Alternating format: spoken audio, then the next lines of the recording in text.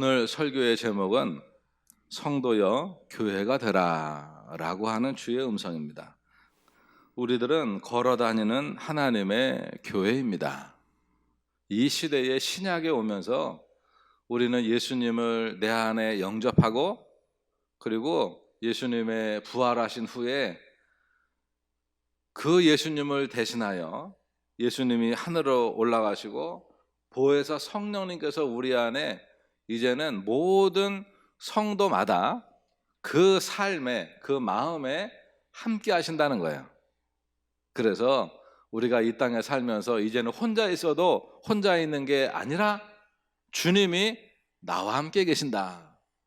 이것이 성도된 하나님 자녀들의 모습입니다.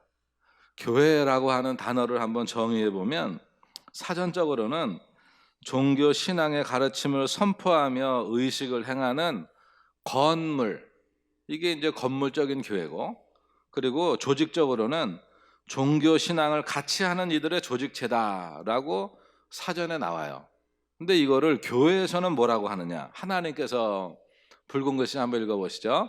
하나님께서 특별히 부르셔서 이전과는 달리 구별된 삶을 살기로 작정한 사람들이 모인 모임, 이게 교회예요. 그래서 교회를 회중이라고 하는 거예요. 그러니까 우리 각자 교회된 하나님의 사람들이 모인 모임을, 또 이게 모임 공동체, 이걸 교회라고 합니다. 신약 성경에서 이제 교회라고 하는 말을 처음 썼죠. 그 원어가 보면 에클레시아예요. 에클레시아라고 하는 말은 세상으로부터 하나님이 부르셔서, 찝어서 하나님이 부르신 사람들, 그리고 하나님의 부름을 받은 사람들, 하나님의 택하여서 하나님 앞에 세운 사람들, 이것이 교회라고 하는 단어입니다. 그러니까 우리가 누군가를 통해서 하나님이 이 예배의 자리로 우리를 부르시지 않았다고 하면 우리는 교회하고 전혀 상관이 없는 사람이었을 것인데, 부모님을 통해서든 친구를 통해서든 누구 이웃을 통해서든 누군가를 통해서 우리가 하나님 앞에 나왔어요. 그거는 사람이 나를 인도한 것 같지만 하나님이 그를 통하여 나를 부르셨다는 거예요. 구약에서는 이 교회라고 하는 말이 특별히 없어요. 근데 이거를 교회로 해석하는 단어가 카알이라고 하는 단어입니다. 그래서 이스라엘 사람들이 종교 공동체, 종교적인 회중들을 카알이라고 했고, 이것을 신약에서 에클레시아로, 이걸 우리가 교회로 번역을 한 거예요. 그러면 신약에서 볼 때 이 교회라고 하는 말이 나올 때 어디서 나왔냐? 마태복음 16장 18절에 보면 주님이 사람들에게 사람들이 나를 누구라고 하느냐 질문을 할 때 제자들이 그러죠. 사람들이 그러는데 예수님을 선지자래요. 사람들이 그러는데 예수님은 세례 요한이 죽었는데 살아나왔대요. 위인 중에 한 명이래요. 잘 모르겠다 그러고, 어떤 사람들은 거짓말장이라고 하고, 뭐 여러 가지 말들이 있습니다. 그러니까 예수님이 말씀하죠. 그러면 나와 더불어서 같이 다녔고 군중들은 모였다가 흩어지나 너희들은 나와 동고동락하면서 같이 살았으니까 너희들이 볼 때 나는 누구냐? 라고 주님이 물으세요. 베드로가 대답을 합니다. 주는 그리스도시요 살아계신 하나님의 아들이십니다. 그리스도라고 하는 말이 구원자거든요. 이 캄캄한 빛이 없어서, 소망이 없어서, 열린 문이 없어서 답답하고 캄캄하고 절망 중인 이 땅에 주님이 빛으로 오셨습니다. 열린 문으로 오셨습니다. 당신은 하나님이 보내신 하나님, 이게 하나님의 아들이라고 하는 표현이에요. 눈에 보이는 하나님 이십니다라고 하는 고백을 하는 거예요. 그러니까 베드로가 그 고백에 대해서 자신만만하게 하니까 주님이 말씀하시죠. 이야, 베드로야, 성령 하나님께서 너에게 알려주셨구나, 그걸 보게 하셨구나. 그리고 주님이 내 믿음의 고백, 내 신앙 고백 위에, 그 고백 위에 내 교회를 세우겠다 하시며 교회라고 하는 용어가 이제 시작이 됩니다. 우리는 교회를 통해서 예배를 드리죠. 예배의 장소에 대한 문제에 대해서 예수님이 사마리아 지역을 가서 사마리아 여인, 우물가에 앉은 그 여인에게 주님이 그 여인과 대화하면서 말씀하는 내용이 뭡니까? 그 중간에 보면 그 여인이 예수님에 대하여 정말 당신이 구원자요, 그리고 당신이 정말 우리에게 영원히 목마르지 아니하는 물을 주는 이라고 하면 내가 하나 질문을 하겠어. 뭐요? 했더니 예배를 어디서 드려야 됩니까? 라고 물어요. 유대인들은 예루살렘 성전에서만 드려야 된다. 사마리아인들은 가서 예배 드리고 싶은데 오지 말래요. 그러니까 사마리아인들은 거기 못 가고 사마리아 산에다가 예배 처소를 만들어 놓고 거기서 예배를 드려요. 자기들만의 성경을 또 이렇게 몇 군데 고쳐가지고 우리가 하나님의 선택받은 자다 이러면서. 아마 이슬람이 거기 사마리아에서 이렇게 비슷하게 나온 것 같아요. 그러면서 도대체 예배를 어디서 드려야 됩니까? 예루살렘입니까? 사마리아입니까? 그러니까 예수님이 말씀합니다. 예루살렘에서도 말고, 장차 사마리아에서도 말고. 주님이 하시는 말씀이 뭐냐 하면 그것도 아닌 너희가 하나님을 신령과 진정으로 예배드릴 때가 온다 말씀하세요. 그리고는 주님이 예배는 이렇게 드려라 말씀하세요. 요한복음 4장 22절 23절 같이 읽어보시죠. 하나님 아버지께 참되게 예배하는 자들은 영과 진리로 예배할 때가 오나니 곧 이때라. 아버지께는 자기에게 이렇게 예배하는 자들을 찾으시느니라. 하나님은 영이시니 예배하는 자가 예전에는 그 신령과 진정으로라고 해석을 했잖아요, 번역을. 근데 지금은 영과, 하나님은 영이시니, 그리고 진리로 하나님을 예배하면 어디서든지 집에서 예배를 드리면 이게 집교회, 직장교회, 모임교회, 이게 우리 회중교회, 모이는 교회, 흩어지는 교회. 하나님의 자녀들이 내 안에 성령이 역사하시고 예수를 내 주로 모신 하나님의 사람들이 가는 그곳에 예배 공동체가 형성이 되고 그곳에 주님이 역사하신다는 거예요. 그럼 우리는 시대에 따른 교회 성전의 변천사를 보게 되는 거예요. 그래서 성경의 이제 첫 장, 창세기 1장에서부터 시작된 태초에 하나님이 천지를 창조하셨다. 이걸로 시작된 이 말이 요한계시록 끝까지의 내용에서 성전의 변천사가 있다는 거예요. 하나님과 처음 하나님이 제정하시고 만드시고 그곳에서 그들과 함께하고 그들과 행복했던 곳은 에덴입니다. 에덴 교회예요. 에덴 동산 교회. 그러면서 하나님과 더불어서 기뻐하고 행복했던 그곳이 이제는 저 끝에 보면, 계시록 끝에 보면 새 예루살렘으로 이 땅을 지나서 하나님 앞에 예배드리는 그곳까지 한번 나아가는 거예요. 살펴보겠습니다. 첫 번째 에덴 동산을 지나가면 쭉 지나가며 하나님이 부르신 아브라함을 하나님이 믿음의 사람으로 부르세요. 그러면서 아무도 하나님을 모르는 그 시대에 하나님이 또 부르십니다, 사람을. 그리고는 내가 너를 축복의 통로로 삼겠다, 만국의 아비로 세우겠다, 내가 인도하는 대로 내가 따라오겠느냐? 라고 하는 하나님의 부르심에 아브라함이 아멘이라고 대답을 합니다. 그리고는 그 아브라함을 인도할 때 어디로 가는지도 모르고 하나님의 인도를 쫓아서 저 하란 땅에서 내려와서 팔레스틴 지역까지 옵니다.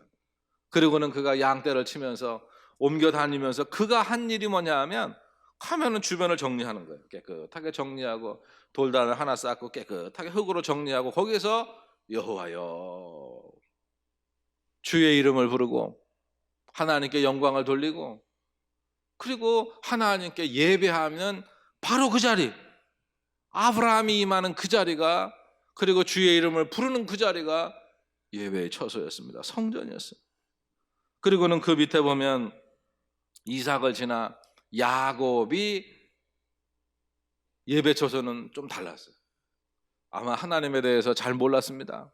하나님은 그곳에만 계신 줄 알았어요. 그런데 이 야곱이 형에게 쫓겨서 하란으로 도망갈 때 가다가 수르라고 하는 광야에서 이제 돌베고 이렇게 잡니다. 이렇게 막 쪼그리고 자고 있는데 꿈에 하나님이 그에게 환상으로 보여주셨습니다. 저 하늘로부터 자기가 이렇게 누워있는 그것까지 하늘 사닥다리가 쫙 놓여져 있는 거예요. 천사가 오르락 내리락 하면서 자기를 지켜주고 보호하고, 그리고 하나님이 그에게 말씀합니다. 나는 너의 할아버지 아브라함의 하나님이요 내 아비 이삭의 하나님이요 바로 너의 하나님이 다. 그러면서 여호와께서 우리를 회복하신다. 쫓겨가지만 돌아올 거다. 내가 너를 통하여 아브라함에게 약속하신 거 이루게 할 거다.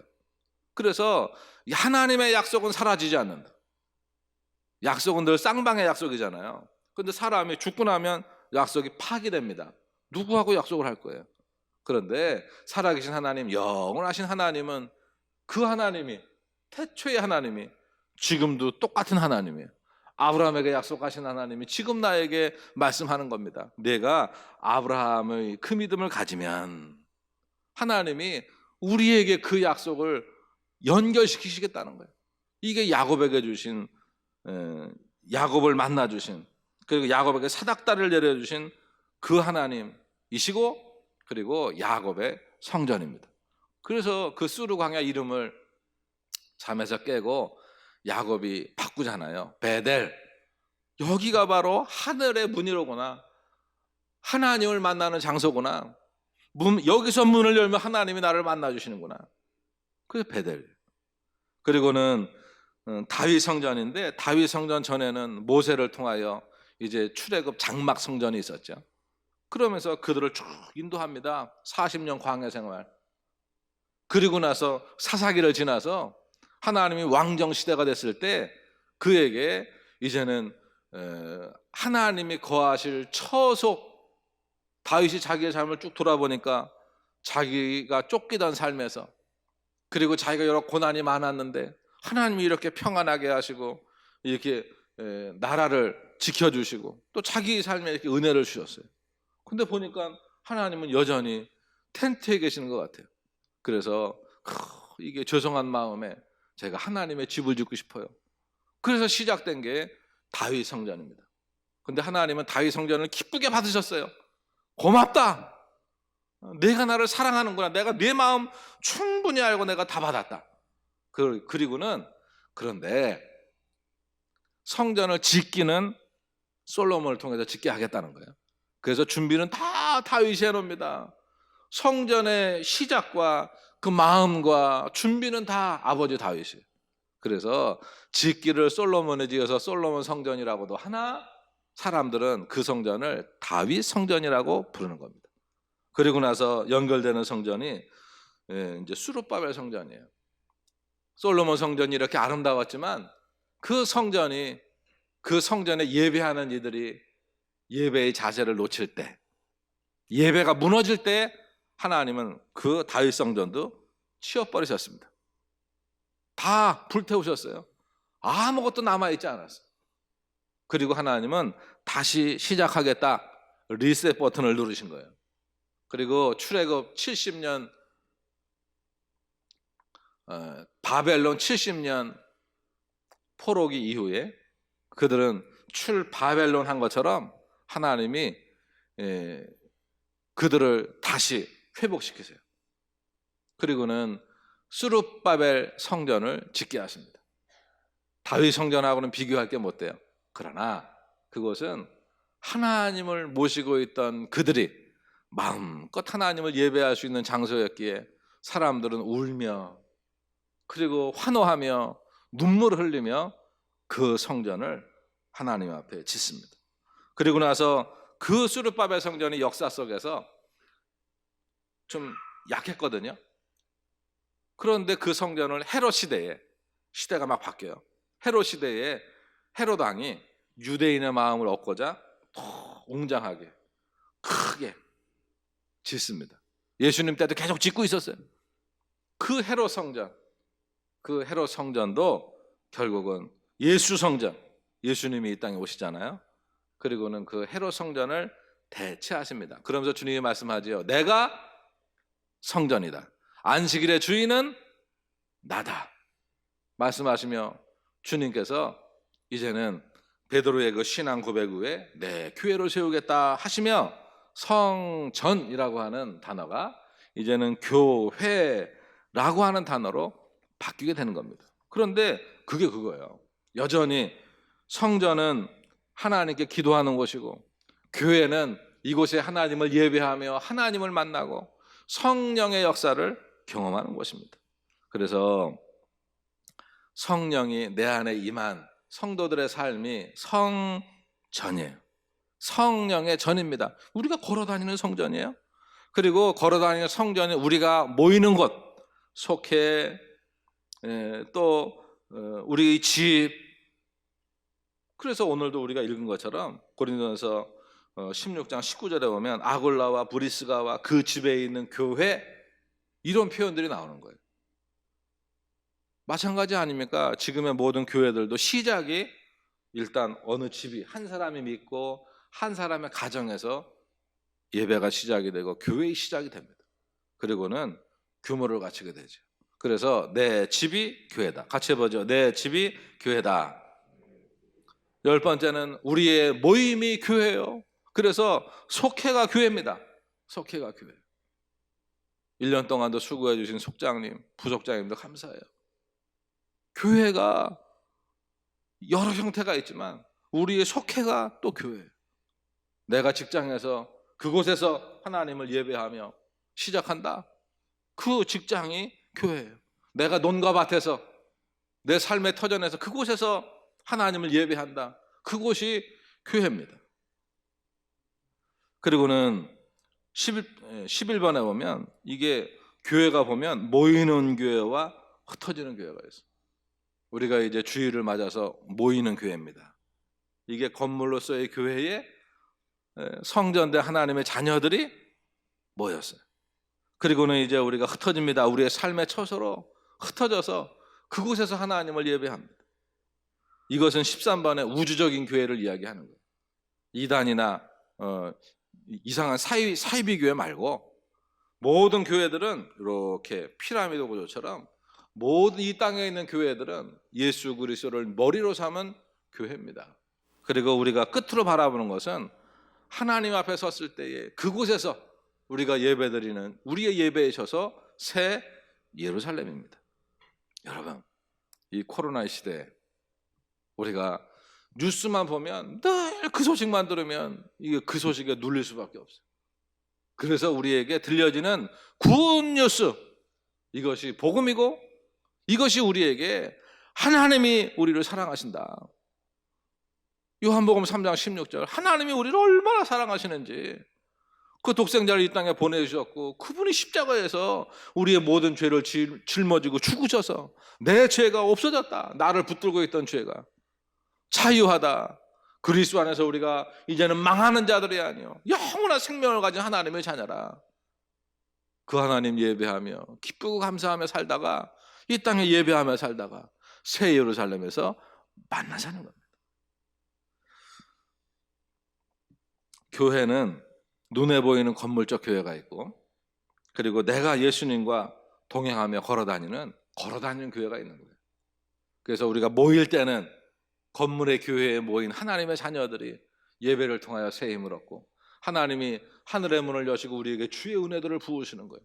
그러니까 은혜 충만하고 성령 충만해서 우리가 다시 이 땅으로 나아가서 흩어지는 겁니다. 이 땅의 희망은 교회입니다. 교회가 세상의 버팀목이 되지 못한다고 하면 세상은 무너질 수밖에 없어요. 그래서 우리가 고백하는 것은 뭐냐? 같이 해보죠. 교회는 이 사회의 마지막 버팀목입니다. 교회는 하나님의 유일한 축복의 통로입니다. 교회는 예수 그리스도 그분 자체예요. 그렇기 때문에 우리는 교회가 내 안에 있는 예수님이 나를 세우셨기에 내가 이 땅에 빛이 되고 소금이 되면서 영혼을 살리고 가정을 살리고 내가 가는 직장과 모임과 그리고 이 세상에 사람들이 불을 한번 꺼보세요. 태양빛을 꺼보세요. 왜 모든 빛들을 끄면 우리는 더듬거리며 살 수밖에 없어요. 그러나 빛을 켜면, 빛이 켜지면 우리는 분별하면서 살아가는 겁니다. 우리는 이 시대에 무엇이 정말 사람답게 사는 건지, 하나님이 주신 행복을, 우리를 창조하신 그 사람의 행복과 평안을 누리며 사는 건지 세상에 보여줄 수 있어야 합니다. 우리가 성경에서 보는 첫 번째 교회, 그리고 이상적인 교회라고는 할 수 없어요. 왜냐하면 지금의 교회가 훨씬 더 안정적이고 그리고 조직이 갖추어져 있고 신앙생활하기가 얼마나 좋아요. 그런데 우리는 늘 첫 교회를 사모하는 거예요. 사람도 그렇잖아요. 내가 처음 연애할 때 그 손을 잡을까 말까, 그냥 보면 즐겁고 말이에요. 이렇게 행복했던 그 순간이 지금이 훨씬 낫죠. 그때는 설레었는데 지금은 안 설레요. 그냥 편안하고 좋고 지금이 훨씬 낫죠. 지금도 설레면 그거는 그 심장에 병이 있는 거 아니에요? 근데 지금 보면 너무너무 좋아. 그냥 편안하고. 그런데 우리가 늘 꿈꾸는 거는 그때를 꿈꿔요. 그때 좋았어. 그리워.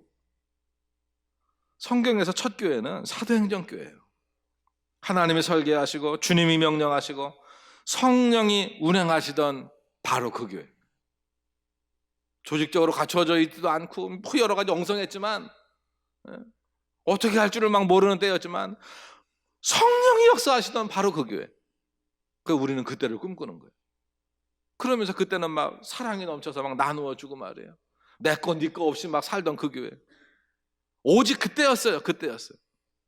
지금도 가끔 이제 그런 뉴스들이 들릴 때가 있잖아요. 사도행전적인 교회의 소식이 들리면 우리는 막 흥분되는 거예요. 맞아. 우리도 그랬으면 좋겠어. 오늘의 말씀을 정리합니다. 우리 모두가 좀 하나님이 기뻐하시는 주의 일꾼이 됐으면 좋겠습니다. 그리고 우리가 교회임을 깨닫고 우리 집이 교회예요. 이제는 여러분, 이 시대가 그렇잖아요. 지금도 영상으로 예배를 드리시는 분들, 그리고 우리 모두도 마찬가지. 집에 한 처소를 예배의 처소로 준비하십시오. 구별하십시오.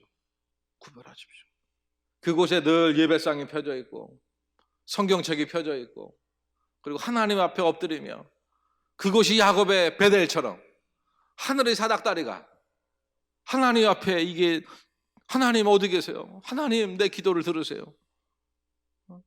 늘 하나님과 교제할 수 있는 그곳이 준비되어야 합니다. 이제 오늘 우리에게 주신 하나님의 음성 3가지 읽고 마치겠습니다. 예수의 사랑이 넘치는 교회가 되라. 고난 중에도 복음을 전하는 교회가 되라. 교회와 사람을 세우는 교회가 되라. 이 말씀을 가슴에 담으시고 이번 한 주간도 세상에 어떤 소식이 들려도 그 소식 가운데 주님을 자랑하고 하나님을 찬양하고 예수가 그리스도이심을 이 땅에 증거하며 승리하는 하나님의 자녀들이 되시기를 축복합니다.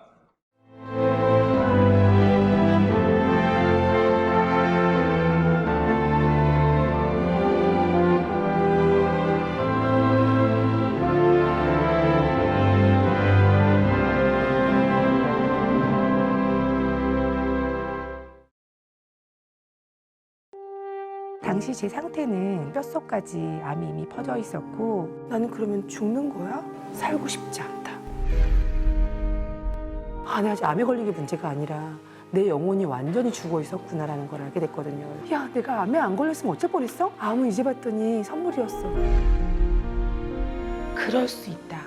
아플 수도 있고 가는 과정이 고통스러울 수도 있고, 근데 고통 없는 부활은 존재하지 않는다는 것이죠.